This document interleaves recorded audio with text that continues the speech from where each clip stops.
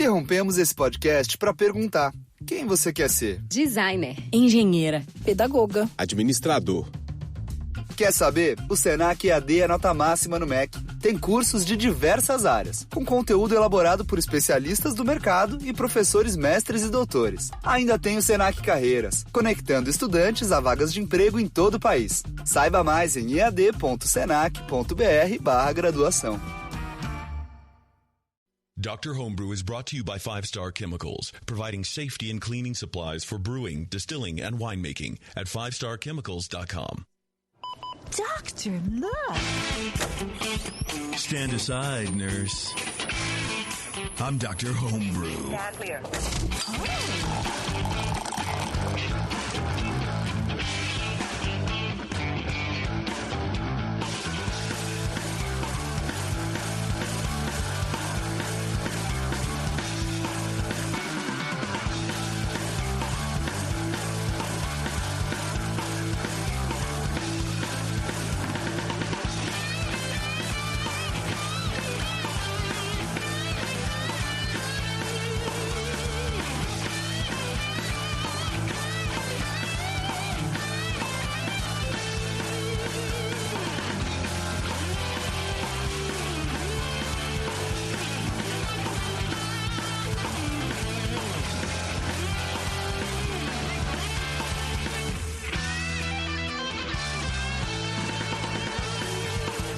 Everybody, it's Dr. Homebrew. Thanks a lot for joining us today. We have a good show for you, as always, of course.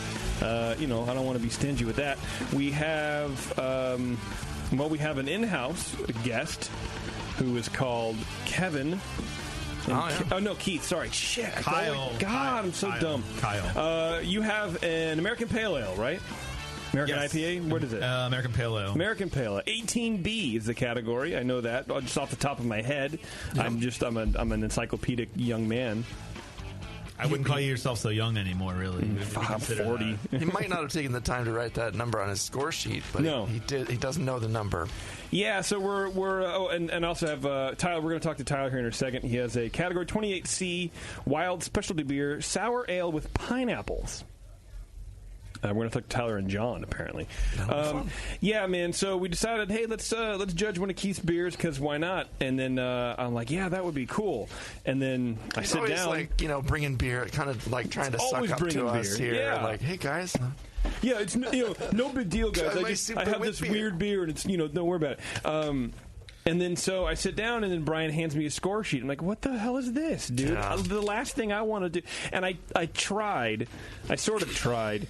But I couldn't spell diesel, and I gave up shortly thereafter. And then Brian took a photo of me. That's positive. I'm really happy that you put diesel down. But anyway, Brian took a photo of my sheet, and now he's like sending it around to everybody. And now I'm going to be the laughing stock of the whole entire world. And I brewed this beer for you because you were complaining about so many pale ales and what they are these days. And then you say diesel. My feelings are beyond hurt. You might as well have just run over them with an 18-wheeler. Hey, man, it's not my fault. Fueled by diesel. You put diesel in here. What am I going to do? That's fine. We'll blame the hop growers for a specific hop that I used. Where are you sending that to? Sounds like the makings of a country song. There's diesel in my beer. I was drinking my diesel beer. Before we get too far into Keith's diesel beer, I do want to thank our fine sponsor, 5-Star Chemicals. Go to 5starchemicals.com and learn about everything that you need to do to improve your beer. People, we say that all the time, and we mean it. Improve your beer with 5-Star Chemicals, Star San, Sandy Clean, all that kind of stuff. So they're good people. They're nice people. They're big supporters of the show. Oh, we have some commercial beer also, again, from someone. I apologize who. Thanks for saying this, Mr. X. Some dude, I don't know, some person. It's a cream ale from Bowie Beer Company in Astoria. Give me some of that nonsense. Call him Racer X from now on. He's JP's long-lost brother. John Doe, our beer donor. Thank you for sending that. We think he's from Oregon. I feel like not many people do cream ales, which was nice of whoever this person was to send this to us. I cream ales all the time. Well, I mean commercially, numbnuts. No, I meant I cream. That was a verb. I don't know what that meant. I mean crush. Kind of like creamed corn, your cream ale. Oh, no. We're digressing. That's pretty good. That is nice. That's a good beer. Like, you know what I mean? Usually, at least in the Bay Area, usually cream ales always have a fucking flavor to them. I shouldn't cuss on the show, but they have vanilla or lactose. Cinnamon. Yeah, and it's just like lactose and vanilla to brewed it. orange. Like, no, give me a cream ale, dude. Not everything needs Creamsicle a friggin' flavor. Not everything. This is really good. I like it. It's a flavor label. Okay. Speaking of really good things, why can't I ever paste? There we go. All right. We get Tyler and John on the line here. You didn't thank our sponsors yet. Yeah, we did. Oh, wait. I was not listening. No, you weren't. And that's all right, man. What were you doing? You're just sitting here. There's nothing. Couldn't have been doing anything else. You're just sitting here looking at JP. So. I was writing country song lyrics. Him and his band, bro. All right. Yeah, we'll get Tyler and John on the line here and talk about this sour pineapple beer. There we go. You guys there? Hello. Hello. You there? Tyler. Is that you, Tyler? Yep, this is Tyler, and I'm here with my co-brewer, John Lewis. Hey, what's going on, guys? Thanks for joining us, fellas. I'm glad you both could make it. That's always fun. Yeah, thank you. So, a sour pineapple beer, huh? What's wrong with the both of you? You just gotta try different things sometimes. Yeah, I was just kidding. Is it the first time you made a sour beer and the first time you used pineapple, or what's the story behind this beer? I don't know. It was kind of I guess, one of your earlier episodes, someone had sent in a Pineapple Berliner Weisse, and we kind of based it on that recipe. Mm-hmm. Cool. So it's like a stronger Berliner Weisse. It's all extract, though, so that's a little unusual for Dr. Homebrew, I think. But you listened to our show and got a recipe, just wrote it down while you were listening? That's the first I've heard of that. Yeah. I like that. And switched it up and had some fun with it. And that was honestly the whole point of asking people to write the recipes down in the first place. We love you guys. So that's cool. This is great. And strangely enough, this is the second pineapple beverage we've had tonight. Which is who could have ever guessed that? We had a pineapple mead before this, and now we're having a pineapple beer. Was that you? Did you send that, Tyler, or what? Who is? Oh yeah, That's from the Prairie Rose Meadery in town here, from one of our club members from the Prairie Homebrewing Companion, Susan Rowe. Yeah, it was, dude. It was a trip. Thank you very much. I mean, that it was very good. But that was a weird. I was saying on the last show, it was like not an entry level mead. It's not a beginner's mead. It's definitely got that. Yeah, the roasted pineapple comes right through in that one. It's not like fresh pineapple. It was trippy, man. People working here, like, we gave them the rest of the bottle just because we always do that after tasting stuff, and they went crazy, and they're like giving it to customers here at the Hop Grenade, and well, you know, I don't know, we can say that or not, but I'm not sure they were, like. I think it's fine. Yeah, they were just going nuts for it. So I just gave the same person, Eric, a little bit your beer, whatever was left over, and he was like, "Pineapple, hell yeah!" And now he's all juiced for it. Kick, yeah, we'll come in next month and they'll have all pineapple beers on draft. Yeah. All right, Brian, why don't you go ahead and start off with this sour beer here? Are you guys from North or South Dakota? Is that so? That's North Dakota, I take it. Yep, North Dakota. So Fargo. that is where they grow the pineapples. So this makes perfect sense. Go ahead, Brian. Yeah. You're up. Brian is from Minnesota. So I used to live in Bemidji. We would drive to Fargo because that was like actually more fun than Bemidji and not too far away. I was in Park Rapids for a while too. That was actually more boring. Yeah, that's a nice one. Maybe you guys should exchange numbers after the show so you can talk about this. Yeah. Let's start with the beer. 218. Oh, wait. No, I don't live there anymore. So we cracked the beer, had a nice strong hiss, like a little bit of bubbles forming in the neck. And after pouring it, it just had this loud, crackly, bubbling sound.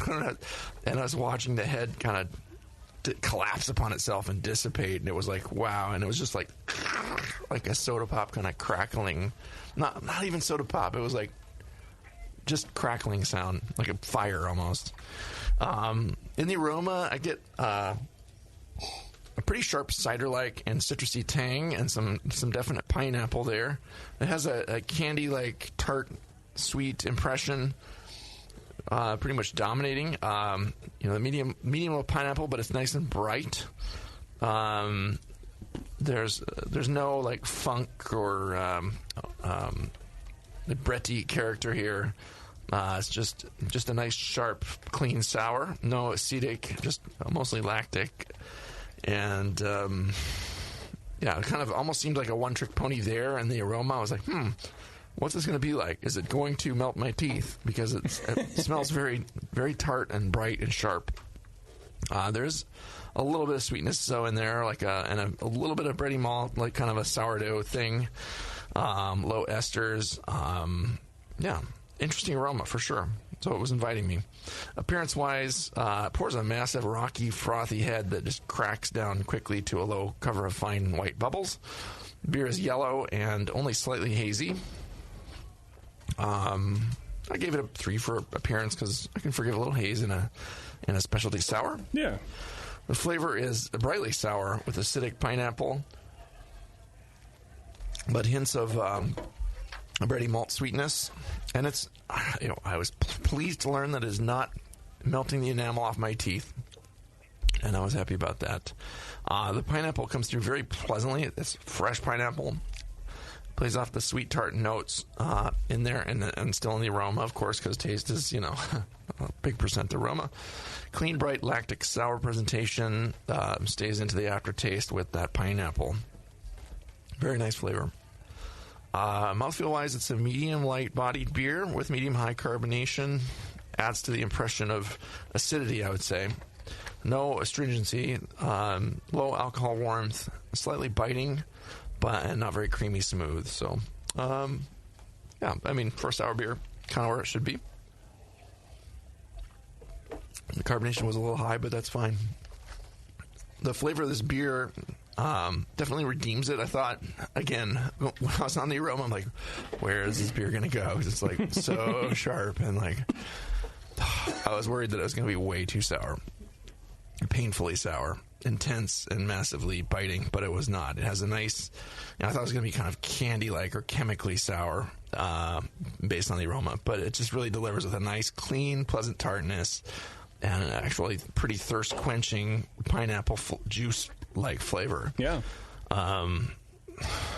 You could, I don't know, to improve the beer, it's the aroma is pretty wild. You could maybe find some ways to tame that down a little bit. And it's just that's kind of sweet tart, like weird chemically flavor. So most of my complaints are kind of about the aroma, even though I ended up liking the aroma with the flavor. It's just something there to counter that sweet tart impression you have in the aroma, and that's a pretty winning beer. I give it a 36. I thought it was a very cool. Very good beer. Excellent. All right, Keith, it's your turn, bro. Okay, let's let me do this. Let me do this. That was great. That was great radio there. Can we edit that part out right now? That would be awesome. Don't let's start. We'll edit that part out, but we'll leave in the explanation. Exactly. Okay.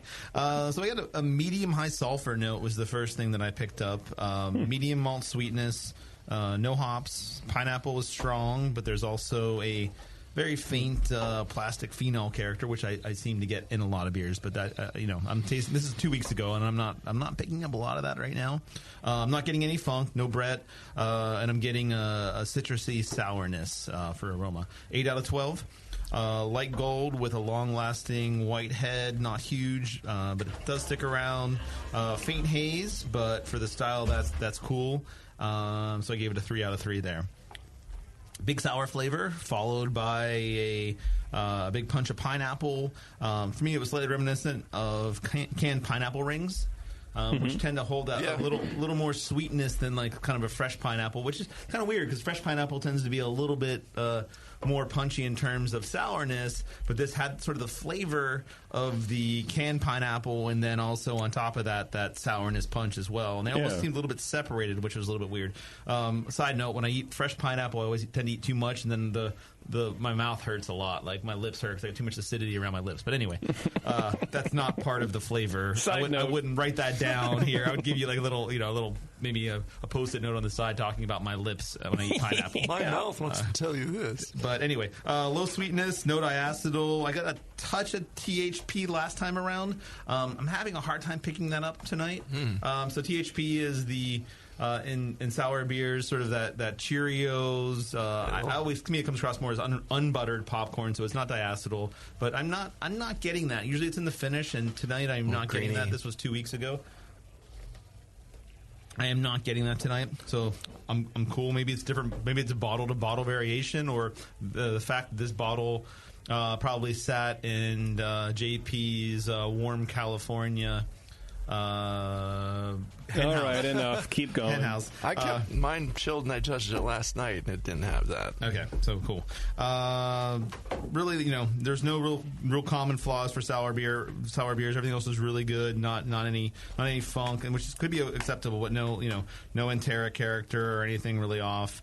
And I thought the balance was towards sour, but it was still enjoyable. 13 out of 20 there. Mouthfeel, medium light body, medium carbonation, no astringency, no warming, 4 out of 5. It sounds like I'm rushing through certain parts and sort of hanging around to other parts for no reason. Overall impression, big sourness really is the impression. Not a lot of complexity, but still a really nice sour beer. Overall, fairly clean. I thought the sulfury nose, to me, was the biggest flaw. I think you guys are kind of looking for that right now, but I do get that. Clean that up a number of different ways. Maybe let it age some more when fermenting. Another way is degassing the keg if you have it in a keg. Interested in knowing what your primary yeast strain was. Would Brett make this more interesting? Questions like that, are all fine. But I really did like it. I thought the sourness was pretty well balanced with the pineapple character, and I thought you did a good job. I guess to put it over the top. Like I said, clean up the nose a little bit. I know Brian and I both kind of said that, but had different nose characteristics. So the nose seemed a little bit strange. I think that sulfur might have been what I was kind of looking for too. It was buried underneath the pineapple, but I do get that. But a clean, well-made beer. I think you guys did a great job on, it's fun, yeah. on making something that actually represents. You can taste the pineapples and you can taste the sour beer, and it's pretty spot on. Like now hearing that you were basing this on initially a Berliner Weisse makes a lot of sense too, because it is more lacto than anything else, and I think you did a great job of avoiding any acetic character or anything like that as well. I gave it a 35 out of 50. How would you guys describe the mouthfeel? To me, a little ropey or snotty, like a little slimy. Like it's not done, or I mean, I guess we should ask how old the beer is and all the kind of proper stuff, but. Like slick, like a slickness, I guess. Which, in my mind, I'm thinking ropey, but it's not ropey. Yeah, it's I'm just not kind feeling of any slick. ropiness or anything. Yeah, it's not crisp. I mean, I guess that's a lot of times you'd find in sour beers a crispness, and even in lambics, you tend to find hey, there's a little bit of a mineral character there that kind of dries it out a little bit. And I think this beer is lacking that, and I think maybe a little more crispness would help that. So maybe actually adding a little bit more gypsum or a little more something that kind of makes it a little more crisp, or I don't know about carbonation on this as well. Maybe that would help as well, up the carbonation. Any sour beer, more carbonation is generally better. It's not a rule, but I would say that's pretty close to a rule, that the more carbonation you have, the crisper it feels. I'd be interested in hearing, I mean, maybe it is somewhat based as well, like all extract, like how much dextrin was in the extract, and how fermentable was it really? And this didn't have bread or something else to chew through a lot of those other long chains that sometimes would happen in a sour beer. So I don't know. I mean, maybe is it more of a body thing? In general, maybe it is. I said medium light, but maybe it is a little. Yeah. Maybe that's a mis analysis on my part, and maybe it is more medium full, and it would actually work better if. We're a little bit crisper and a little bit drier. I think that would probably help. I'm not tasting again. I think it would, if it were crisper, it would. I think that's kind of the snot. I think if snot were crisper, it wouldn't be such a problem. Right. Well, let's talk to the boys. Tyler, you guys want to take us through your recipe and what you did and how you did it? Yeah, it was all DME, so it was 2 parts wheat to 1 part light extract. We did 4 gallons, kettle soured it overnight, and boiled it. And we fermented it out with 1007, Weisse 1007, the German ale. The all yeast, right? Yeah. Yep. It's one there. Yep. That's right. And after it fermented out, we added, like, it was 6 pineapples. It was about 13.5 pounds to 4 gallons. So it was a lot of pineapple. I think the pineapple added a lot of acidity to it. Yeah. Nice. And then, so this was actually when we kegged that beer, we had a gallon left, and we just put that aside in a gallon carboy. And we did pitch Brett Lambicus, and that was back in July.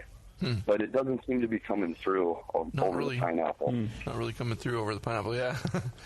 Yeah, I mean, sometimes Brett struggles there as well. Like, I mean, you know, it doesn't sound like it's a high-gravity beer, but if you don't pitch enough Brett, sometimes it doesn't really grab a hold of something, and I don't think Brett has an issue with pH necessarily. And that's the issue. But sometimes alcohol it has an issue with, or maybe like whatever you pitched. Like, did you make a starter or whatever, or you know, did you pitch enough Brett, or was it just like from a vial that could have been, you know, like sitting in your homebrew store for a while, that sort of thing. I've had the reason I say this is because I've had problems before trying to add Brett to beers, but they tended to be around 6.5 or 7% beers, and it never really took like how I wanted it to. But maybe I'll bring that next month for you guys, by the way. Pitch it in while it's cold and it just drops out. Yeah, no, but yeah, like I guess that's the whole thing. Like, was it fresh, and was it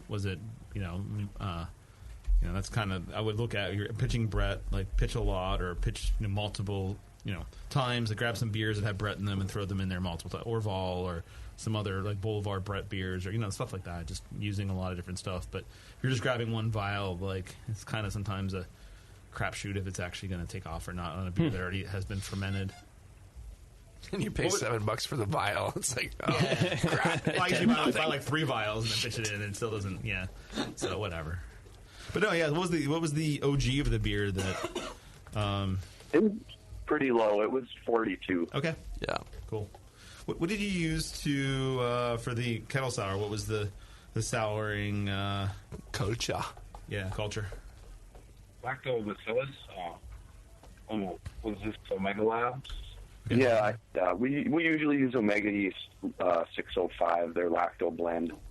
Cool. What temp do you keep that at? Yeah, And how do you manage to do that in a new warm overnight? So, yeah, that one sours really well at room temperature. So we usually pitch around 95, and then overnight let it cool off, and it's pretty aggressive. I think. Cool. And how do you determine when it's done, or you just have a timing sort of thing? You're like, hey, I know it's done after a day and a half of the amount I pitch, or by taste.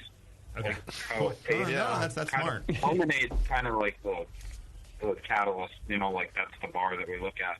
Yeah. For tartness. Did you pre-sour with any acid or just with the pineapples? Just the lacto and the pineapples. Yeah. There was no other addition.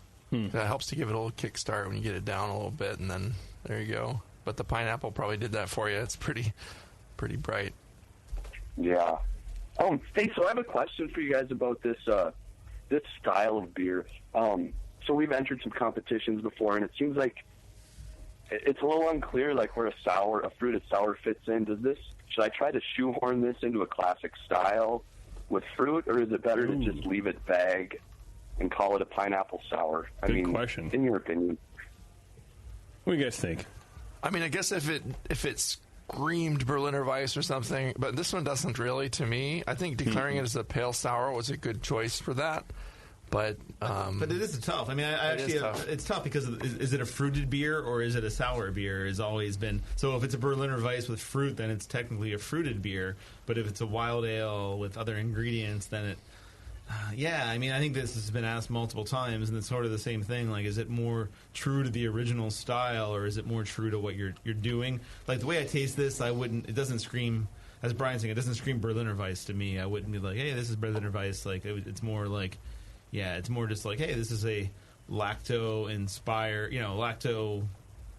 really well-made lacto beer with pineapple is what I would go. So I would lean more toward the wild ale category than I would to fruit, but there has been discussions on this I don't know, Brian, do you remember reading those? Was it on the Facebook page of BJCP, or was it I didn't read somewhere that. else? But I remember reading about this, and it was pretty clear what they said. I apologize for not remembering that off the top of my head, and I've had the same question because I've made a peach peach apricot Berliner Weisse, and like trying to figure out where it goes is a little bit of a crapshoot. And I think like it depends on like I don't know like what is is it really classic style? And then I would probably put it in fruit if it's Berliner Weisse. But if this one seems a little like it's just a great American sour with lacto, I would probably look to wild ale or I think that was kind of the answer if I recall correctly.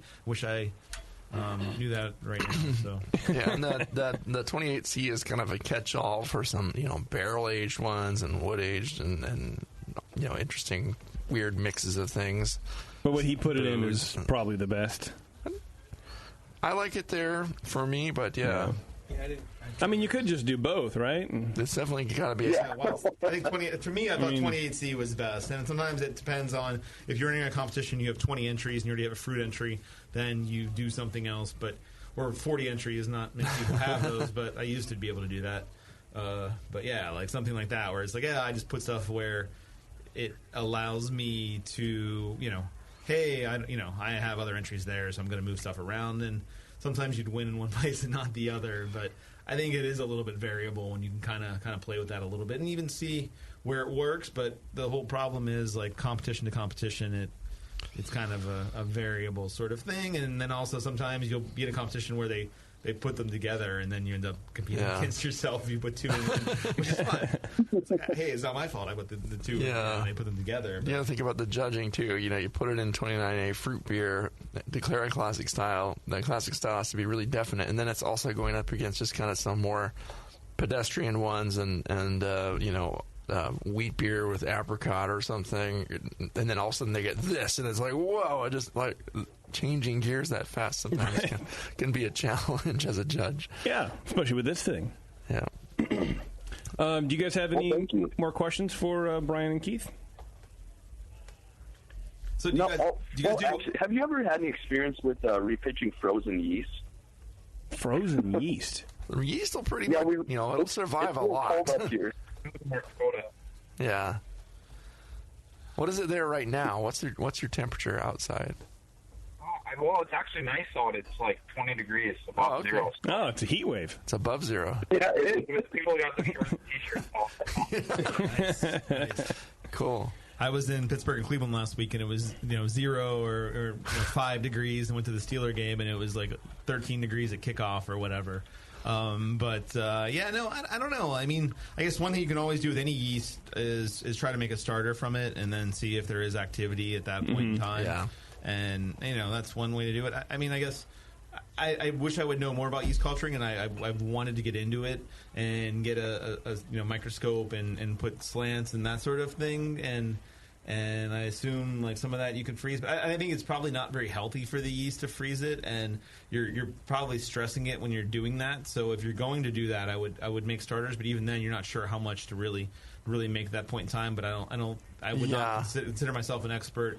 And yeast culturing and knowing the science necessarily behind that. So you don't know what your pitch rate is exactly going to be. Yeah. I would have something else at the ready just in case if you did that. So you can throw it in there to accent that or help it along. All right. Supplement. Thank you. And we don't have much of a history here of running into freezing. No, not really. Our yeast never freezes. Yeah. All right, guys. Thank you very much for sending it in. I thought it was great. Thank you. Good job. Yeah. Thank you, guys. Thanks, guys. Yeah, and thanks for the mead. Next time, do an iced pineapple beer. Yeah, ice the thing. Set it outside in a snowbank. All right, guys. We'll talk to you. Yep, we'll talk to you. All right. Thank you. Later. Cool. That's fun. That was a very cool interesting thing, and it's kind of funny they sent us something pineapple and pineapple from North Dakota. Yeah, I wonder. That's probably why, huh? Hey, guys, don't forget the Brew Guru app from the AHA. It's free, and it ties in with your AHA membership, not discount, membership code, and you get a discount at participating breweries and brew pubs and stuff like that. And the Brew Guru app allows you to figure out where you are and figure out where the places around you are to give you these discounts. It's totally free. Just link it up with your AHA God, I'm stupid right now. Your AHA membership. The AHA is not a discount. It gives you a discount. These are the things to remember. Membership has its benefits. That's correct. It's the Brew Guru, everybody. Go to the American Homebrew Association website. Check out the Brew Guru app. It's free. Download it. Love it. If you look where we're at, you can get happy hour prices anytime at EJ Fair Brewing right next door. See? You wouldn't know that normally. See you guys later. I'll be All right, everybody. We'll be right back. Hello, fellow BNers. This is Sully from the 21st Amendment Brewery located in San Francisco, just 2 blocks from Giants Park. Before Nico and I opened the 21A and before I was a professional brewer, I homebrewed on my small 4-burner apartment stove in a back house in Santa Monica, California, making my extract brews before graduating to the daunting idea of all-grain brewing. Homebrew books and information was hard to come by back then. The internet hadn't been invented yet, along with other things we take for granted today, like electricity and potable water. One thing I wish I had back then when I was learning was a radio show that could teach me the ins and outs of brewing and answer questions that I had about homebrewing, a resource for making great craft beer. The 21st Amendment Brewery is excited to be a proud sponsor of Dr. Homebrew, a great show that teaches you what you need to know about making incredible beer. Good stuff. Listen up, you might learn something. I certainly did. And thanks for your support. Tasty Crack Games.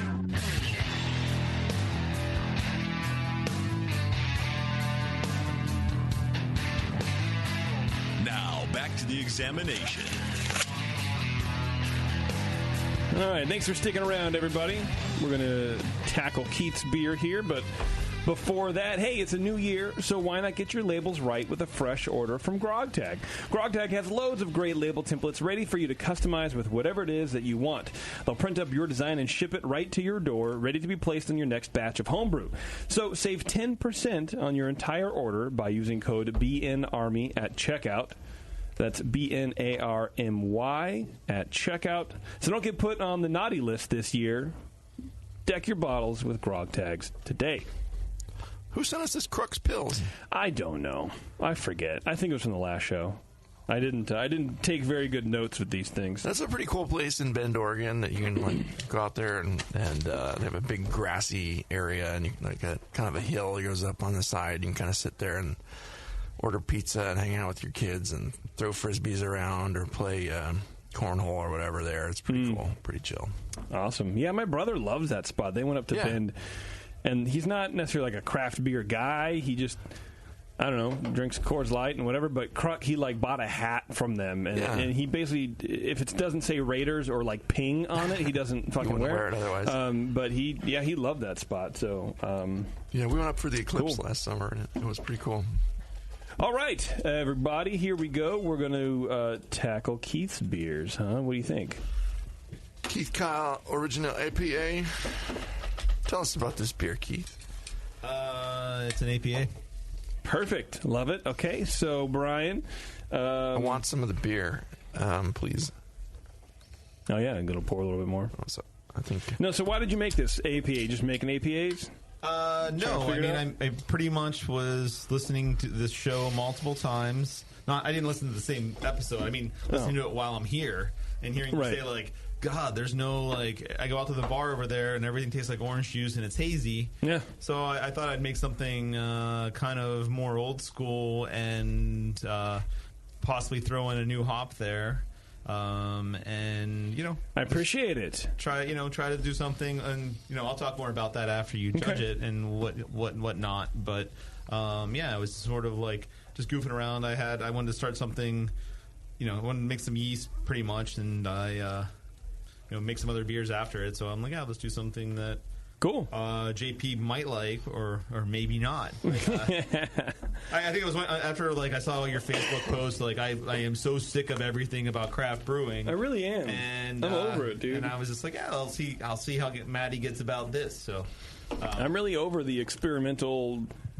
Yeah, craft beer. I hate craft beer right now. I'm actually really, really bored with it. It's very boring. But this Crux Pils is really good. So maybe now I'm interested in it again. Anyway, Brian, you should go up there. We're going to Portland 3-4 weeks. Yeah. Go in the summer, though. Yeah. I'm excited to go to Portland. There's a tiki bar up there.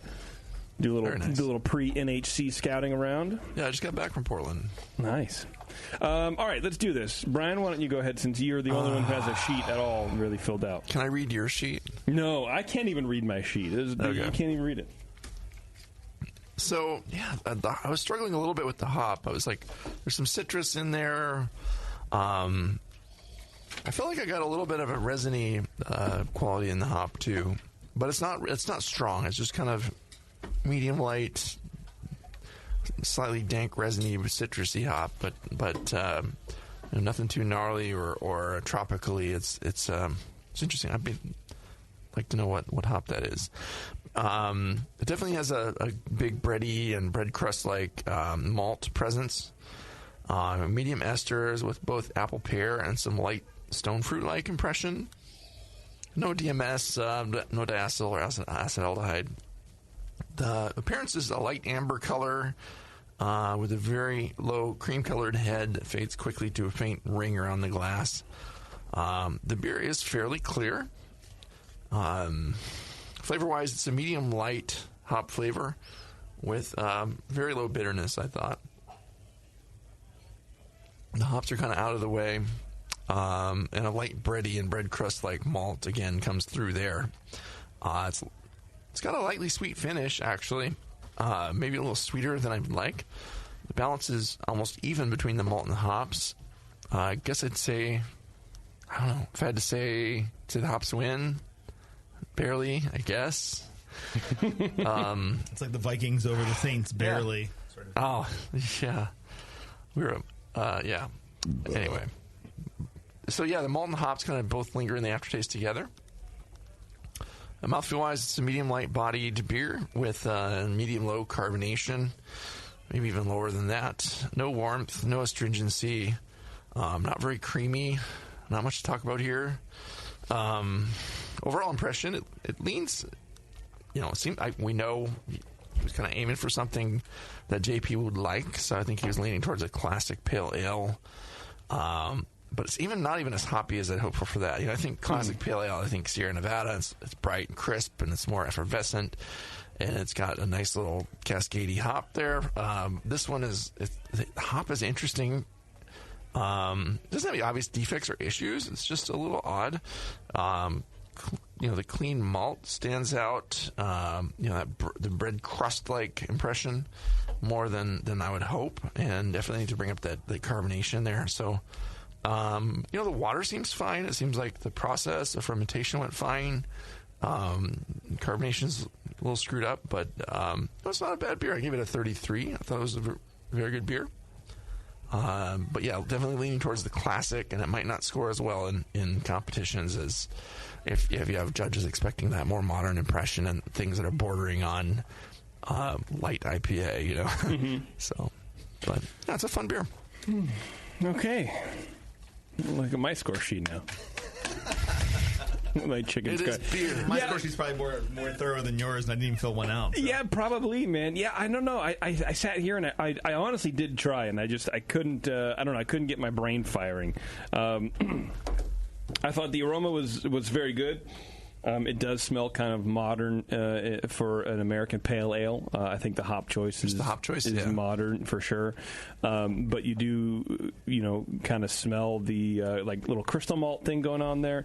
So it is definitely old school, new school kind of a thing. A little bit like a light fruity ester, which I kind of liked. It's kind of nice. It smells good. I thought it was light orange. Is it a little too dark for the current standards of the American Pale Ale? I wouldn't say it's SRM. It's not medium amber. It's kind of it's past like a light gold, orange, but it's like it's orangey light amber. Yeah. Is a good color description for it. That's definitely all the way to the dark side for what you want. But it's in, I would say. It is? Okay. Barely. Yeah. Maybe. Flavor, I got a little light bready toast quality too, which is really cool. I thought I did get some the hop flavor, a little diesel. I know that. What is that? What are you pulling out there? Oh, that's my crumpled up wrinkled up chart. SR. Okay. Am I wrong? Is it too dark? Come on, I know I got to be right. So this is a pale amber right here. It's okay. a 9. Okay. I would say it's there. maybe a little lighter. And what's the top end? Deep gold, light amber. It can go. Yeah, I mean, it can go from like pale golden to light amber is the color range. Okay. For the mouthfeel, it seems very soft. It's not crisp. Yeah. Rounded, like there's maybe oats or something in there, because there's kind of a bready, kind of a slick kind of a thing. But also, it's been sitting in my glass for 20 minutes, so it's a little warm and whatever. Pour some fresh. Yeah. I did. He did. Okay. Yeah, Pretty much. I think that it's pretty much toast. I'll talk about it in a minute. But yeah. All right. Overall, I like the beer. Hey, I gave it a 36. All right. I thought it was very good, but I agree with what you were saying, Brian, where it's not what you would consider. Like if you went to the bar and ordered an American Pale Ale and you got this and you're used to drinking session IPAs and thinking that's a Pale Ale because you have your head up your ass, then you wouldn't know what this you wouldn't know what this is. If you pull the wrong beer, send it back. But if I got this as a Pale Ale, I would be stoked about it because this is what I think a pale ale should kind of be. It does have that robust, that crystal malt, that character malt in there that a lot of modern pale ales are lacking, and it pisses me off. Yeah, I should probably not just compare it against Sierra Nevada because there's so many different classic pale ales that you could compare it to, But yeah, it's like a Full Sail Pale or something. It's like an orangey citrus thing happening too. Orange zest. I think you guys freaking nailed most of the things that I was thinking about. I think the biggest problem, first of all, is that carbonation is off. It was put in a growler and it got kind of knocked out a little bit. It was in my bright tank and I just filled it up last night around 11 o'clock and it was fairly carbonated. But even getting into kegs from there, I think I lose some carbonation, and it would have sat in the cooler a couple more days with some carbonation on it to be better. So I think that's really important. I think that creates that crispness that you're looking for. I think more than anything else, because this beer, water wise, I did use more gypsum than I normally would. So here's the fun part. I started off with something pretty close to Sierra Nevada Pale Ale as a recipe, but instead of using 2-row, I used English malts. So it almost toes the line in between an English Pale Ale in terms of malt character. Right. Well, actually, it's more for malt character, it's really just like an English Pale Ale. It has it's Maris Otter. Golden Promise and Maris Otter 50-50, and then it has some Crystal 45. So it's 9.5 pounds Golden Promise, 9.5 pounds Maris Otter, and then 2 pounds Crystal 45. Sierra Nevada Pale Ale would be 2-row, and then pretty much that Crystal, and that's pretty much it. And other pale ales I would throw in something like Carafoam or Carapils or wheat or something to keep the head retention up a little bit. But I think the biggest problem now really is just the carbonation and the fact that I was it was 10 o'clock last night after the kid went to bed, and I'm I'm going to try to get this into a keg and try to get it, try to do something to get it close to being able to pour tonight to bring this. So you start transferring, then the kid starts screaming. Yeah, no, he was sleeping. He was cool, but I'm downstairs when that happened, so I couldn't even hear that. But my mom, I was going to say my wife was upstairs. It feels like my mom sometimes. But easy evidence, it's fine. Whatever. So then, for bittering, it was an ounce of Magnum at 60, which modern pale ales, I don't even use bittering hops at all. But I'm trying to keep this one I'm not hop bursting. So then a half ounce of Bravo at 20, and then from there the fun part is I was using a new hop called Medusa. It's a New Mexico hop, and it actually is really low alpha acid, so it's 3.8. And this is probably maybe even why in some ways it seems less bitter, because I'm so afraid sometimes I'll dial back the bittering hops because I'm used to using higher alpha acids in the finishing hops, and Medusa is only 3.8, which makes it a fun hop to use for hop bursting because you can get a lot less bitterness. But I use that 2 ounces at 10. 2 ounces for a hop stand for 30 minutes after I chilled the wort to 180 degrees, and then I used 4 ounces of Medusa for dry hopping for 3 days at 70 degrees. In 10 gallon or? This is all 10 gallons. Yeah, I'm sorry. And so this is all very close. If you look at a Sierra Nevada hopping rate.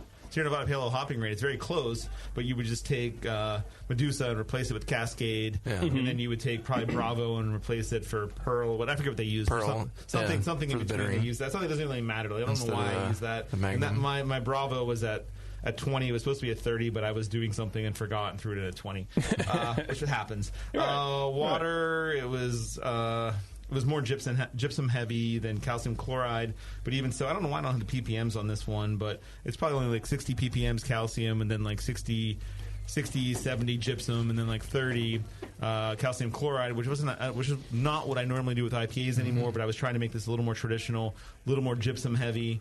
Beyond that, your pH came out fine. Or? Yeah, it's like pH was like 5.28, so it was high. You know, I was shooting for 5.3, hit 5.28, pretty close to where I wanted it to be. 10.53 OG, 10.11 final gravity. Everything really a hit. I think the carbonation hurts it definitely, but I think you guys are nailing like the biscuity character, like that English malt Bready, really does biscuity, play a big factor. If you use 2-row instead, you're not getting that. You're just getting crystal. You can taste the crystal too. Anyway, it's 2 pounds for 10 gallons, which is a lot, and it is a little bit orangey, but like. You know, the Maris Otter and Golden Promise base does make a big. You know, to me, when I taste it, it's like, well, this is kind of an American version of an English pale ale with some new hops. And the Medusa's kind of, I wanted to focus on the Medusa, see what it's like. If I'm using it in the same way I would use Cascade. And overall, I mean, I think the last couple of nights I've had a pint of it.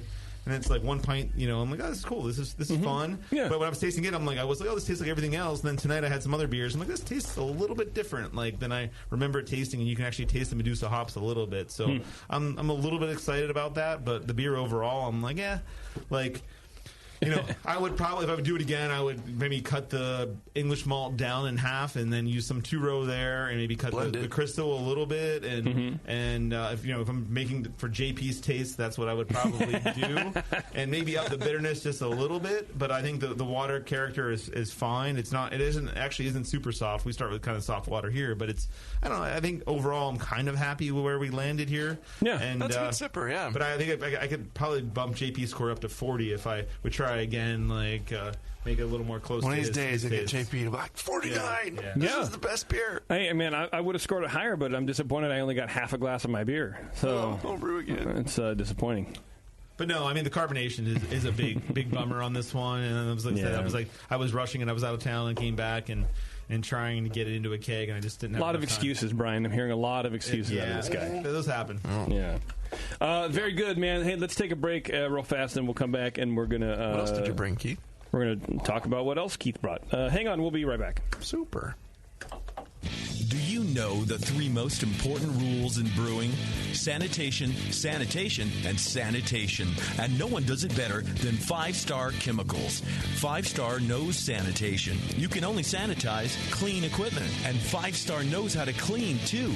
For craft brewers and home brewers, 5-Star has what you need to keep your fermenters, serving tanks, kegs, and draft lines sparkling and free of any beer-spoiling bacteria. PBW, caustic, acid cleaners, Star Sand, SaniClean, lubricants and defoamers, pH stabilizers, and more. 5-Star Chemicals has cleaning supplies, safety supplies, heat exchangers, pumps, hoses, and valves. And 5-Star is proud to offer eco-friendly products that exceed customer expectations. If you have a cleaning problem, you need the 5-Star solution. Visit 5starchemicals.com or call 800-782-7019. 800-782-7019 and get the 5-Star treatment today. Are you a member of the White Labs Customer Club? If not, you should be. It's the easiest way to earn free stuff for turning in your old homebrew labels from either Vials or Pure Pitch. All you have to do is save your labels and redeem them for things like free yeast, an exclusive White Labs t-shirt or sweatshirt, and even the opportunity to brew with the yeast man himself, Chris White. Signing up is easy. Just go to whitelabs.com/customer club, fill out the registration form, and then mail in your labels. They will return the favor by sending you awesome White Labs swag. Go sign up today at whitelabs.com/customer club. White Labs, pure yeast and fermentation since 1995. I'm sorry to tell you this, but we're going to have to pour you out. Back to Dr. Homebrew.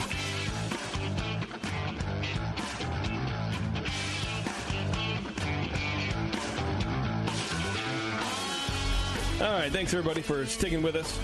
We're almost out of here, boys, but I do want to tell you all about More Beer. You know everybody at morebeer.com, of course. Well, they're always pushing things, and they have a bunch of really cool new stuff, new products for you guys to be brewing on, like the Robo Brew. It's the easiest way to brew all grain. It's made from stainless steel. It allows you to make 9 gallons of beer all in one vessel. It is truly self-contained. So if you're thinking about getting into all grain brewing, but you don't have a lot of space, you should seriously consider the Robo Brew. Or It's a hard name. It's hard for me to say. I'm having a problem today. I don't know. Robo. I'm going to invent a product called the Robro. That's what you just said. The Robro. It's a robot that brews your beer for you. He's It's only hazy shit, though. It costs $6,000. It has a kettle lid with a flat bill. Or the all-new Fermentosaurus plastic conical. It has a 9-gallon capacity. Oddly enough, just like the Robro. I did that one on purpose, so give me some credit, for God's sake. It holds up to 35 PSI, so check them out, all that kind of stuff. Morebeer.com. All right, so we have $40 gift certificate to give away to grogtag.com. And that obviously goes to Tyler and John, right? Yeah, I mean, there we go. Does it go to Tyler or John? Is my question. Which I don't know. It goes to both, I guess. I think who spoke less. I think gets the. John spoke less, but he was farther away. I think Tyler was by the phone and John was down the hall, like making a sandwich or something. I don't know what he was doing. I'm just kidding. It's fine. It's totally fine. I mean, I guess de-icing the windows. Technically, it goes to no, I don't know. Yeah, anyway, they get it. Technically, it would go to Keith, but we're going to give it to Tyler. I don't. You can't win as staff of Brewing Network. You can't win. I have an email address now. Kyle Kevin at Brewing Network. But you have an email address. You can't actually. .gmail.com. John Jacob Jingleheimer Schmidt at thebrewingnetwork.com. What is this other beer we're drinking? It's cold. Super wit beer. Super wit beer. I was calling it super wit beer, but it was like kind of my winter sort of extravaganza beer because I had to make a wit beer. Mm-hmm. And then you're like, what the hell do you do with a 3944 strain? So I made another cereal mash wit. And I used, I don't have the numbers with me, but I used a good, maybe 10 to 15% of honey, orange blossom honey after knockout. But it has grains of paradise, lemon peel, light coriander, and ginger, all as part of it. So it's like a big wit beer, like 1080 OG. Jeez. Sterling hops, and I don't know. I mean, I like it, but right now it kind of tastes like a cough drop, like a ginger honey cough drop. I think I would like to see maybe a couple months on this and things kind of meld together a little bit, and the flavors sort of be a little less medicinal in your face, sort of thing. But yeah, the ginger definitely comes through. I think the other stuff will fade a little bit, and the ginger will probably stick around, won't it? That's one of those flavors I don't mind linger. The ginger, though. I mean, I think I don't know. I like ginger, but that's just me. I like that it's not boozy, though. It's clean, and it's a little warming, but it's the spice kind of plays off of that, and it's like, it's a big fun beer with a lot of stuff going on. I don't know. I think like the whole warming boozy thing, and this is kind of just random off the top of my head right now. Like I think if you control fermentation temperature early on and just sort of move from there, I think a lot of beers don't taste that boozy early on. And I think a lot of the booziness that people talk about is just poor fermentation. If it's warming in the back of your throat at 7%, you did something slightly wrong. Yeah, and you can age it out. Like, it may not be a problem to age that out, but I think a lot of it is just like it's poor fermentation control. Absolutely. I agree. 100%. How would this taste blended with your American Pale Ale? Stupid. All right, everybody, we are out of here. Thanks again for tuning in to Dr. Homebrew here on the Brewing Network. If you want to get your beer featured on the show, or tasted on the show, rather, email me, jp@thebrewingnetwork.com. I do have a backlog about 4 or 6 months or something like that. So 20 months. We're out there, but hey, we'll get to you soon enough. Everybody, just be patient, and but yeah, get in here. And the next, of course, to our sponsor, 5-Star, at 5starchemicals.com. I put some, I dumped out some PBW out of one of my growlers this morning and sprayed some Star San in it, so it's ready to go now. Nice, you're ready. Yeah. Once you make beer again, that'd be great. All right, everybody. Thanks a lot for tuning in, and we will see you next time. Bye.